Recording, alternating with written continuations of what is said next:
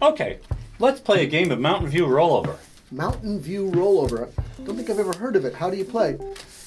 It's a simple game. Just play a card and I'll tell you whether or not you've won. All right, I play the 4 of spades. You lose. You know, that card always loses. Dang it. Now, on my turn, I can either play a new card or choose to replay your card.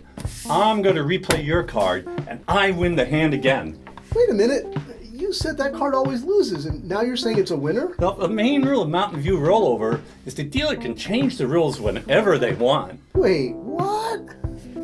It may seem like Google changes the rules of search randomly, but sometimes we can see a pattern that teaches us what they're after. Here's why.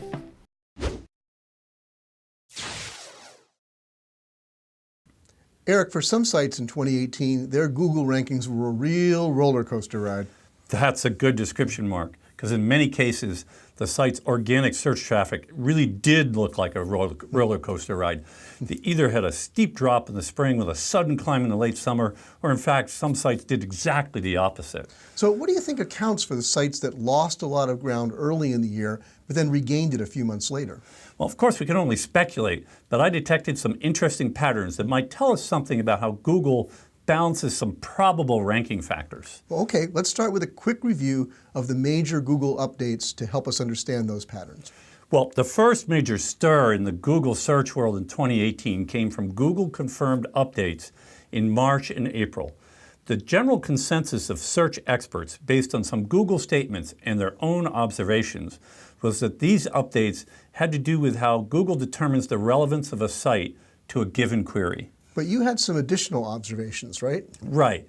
While most of the attention was focused on sites that lost significant traffic in March and April, I noticed some sites that actually gained quite a bit of traffic, and I saw what those sites had in common. And what was that? Well, primarily that they had not only relevant content, but they covered the topics very comprehensively with lots of content exploring each topic both broadly and deeply. Interesting. Well, now let's turn to that August update. Well, there was far less consensus among the search experts and pundits about what the August update was targeting. Some said mostly health-related sites, which is why it ended up being dubbed the Medic Update. Others said it had to do with what Google calls EAT, or EAT, for content quality, by which they mean expertise, authority, and trustworthiness. Still others claimed it was about matching user intent or even about basic SEO fundamentals. Well, it's beginning to sound like that old proverb about the 4 blind men describing an elephant according to the part right in front of them.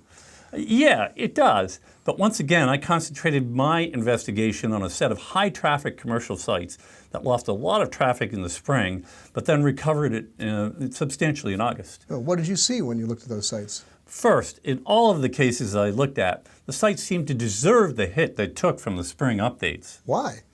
Well, because they all had one thing in common, a lack of good in-depth content on their e-commerce pages. So then why did they recover in August? I mean, it's unlikely they could have remedied that in a few months, given the amount of content they would have had to produce. Well, my speculation is that Google realized that they had to bring these sites back up in search because of the amount of authority they carry as brands in the marketplace. Well, why would Google feel a need to do that? Well, because the primary goal of Google search, something essential to their business model, is that users feel satisfied by the results they get. And consumers want to see the brands they know and trust. So if Google devalues them, even if they deserve it from a quality and relevance standpoint, it's like Google shooting its own self in the foot, because users want the brands they want, even if the content isn't quite as good. So what can we learn from that? First of all, I'm not saying that brand authority is all that mattered in the updates of 2018. Certainly not the case. As always, there were many factors in play. Certainly, sites should continue to work hard at the other things mentioned by trusted search experts, such as the quality of their content, the depth and breadth of their coverage on key topics, and all the fundamentals of sound technical SEO. But I think we also have more evidence of something I've believed and talked about for a long time. The authority and reputation of your brand in the marketplace still matters to Google.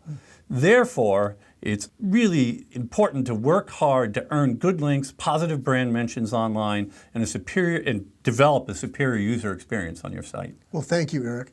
Hey, are you up for another round of that card game you were teaching me? I think I figured out how to beat you at your own game. Oh, let's do it.